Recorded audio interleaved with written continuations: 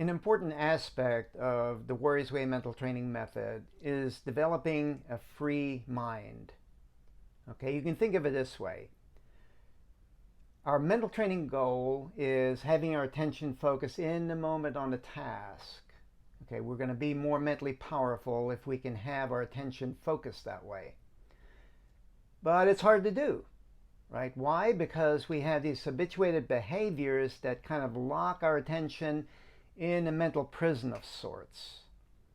So in order to create this free mind, we need to find a key, in a sense, to open that prison door so our attention can flow freely as the situation changes. Okay, so if we can do that, then it's like we can get into a flow state. And you've heard of the flow state, I'm sure. Athletes that are performing their best, they're in this kind of a flow state. Or even a music ensemble, a jazz group, when they're playing their best, they're coming together in sync in a kind of a flow state. Or even two warriors, fighting in a duel, can be in this flow state. An important aspect of this then is we tend to see reality as either or.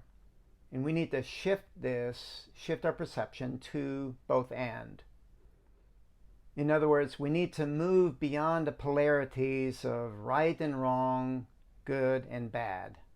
We tend to think that life should be right, like how we define life, that only the right things should happen, not the wrong things. Or only the good things should be happening to us, not the bad things. So we tend to resist what's wrong and bad in how we're labeling life. And this, of course, distracts our attention and keeps us from being able to flow with how situations are unfolding.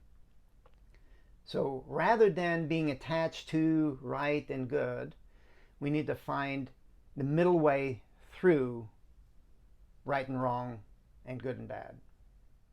So we can find a way to balance right and wrong. For example, we make mistakes and we can tend to think that they're wrong, like they shouldn't happen. When in reality, mistakes are necessary for learning. We don't have to identify with the mistakes and create a negative self-image around them.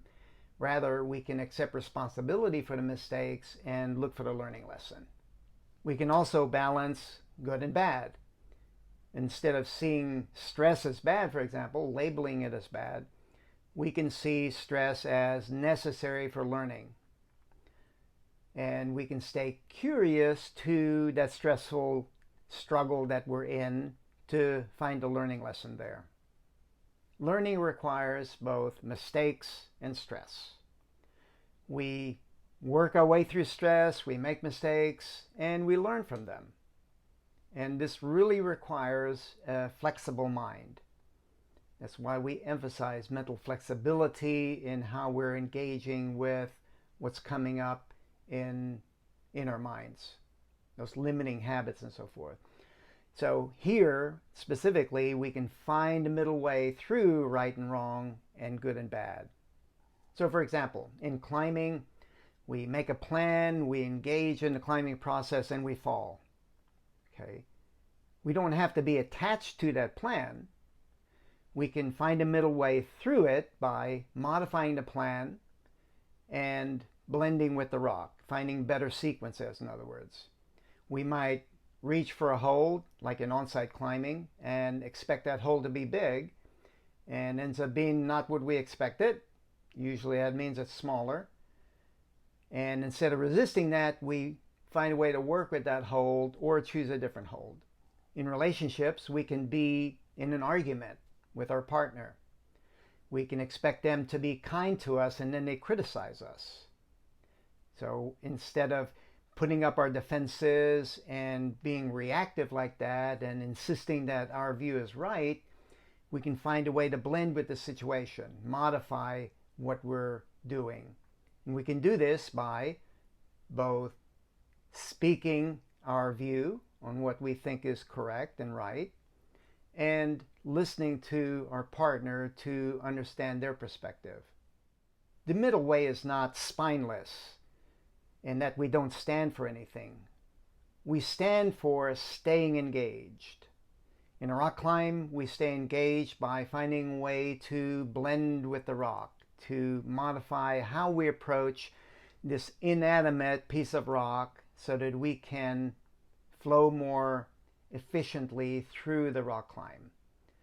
In relationships, we stay engaged by finding a way to collaborate and understand each other better with our partner. We're fiercely committed to staying engaged. Finding the middle way through right and wrong and good and bad, it helps our attention flow as the situation is changing. Essentially, the flow state is parts come together to create a whole that is more than the sum of the parts. You can think of you as a climber and the rock climb. When you come together where you're moving more in a flow state, you're creating a performance that's beautiful to look at. When you're having that argument and discussion with your partner, the two individuals come together to create an understanding in how to be in relationship and strengthen the connection that's more than the sum of the parts, those individual perspectives that you brought into that argument. The key to developing a free mind, to unlocking that prison door to allow attention to flow freely, is the middle way. When we're fiercely committed toward taking those steps toward what we deem is wrong, like those mistakes we make, and toward the stress that we would label bad, then we find that that prison door opens automatically. Don't even need a key. All we need to do is to stay committed to staying engaged. So that's the lesson. You can go to warriorsway.com, check out the full text and audio. Also check out our books and courses, and reach out to us for your mental training needs. We'd love to work with you. Thank you.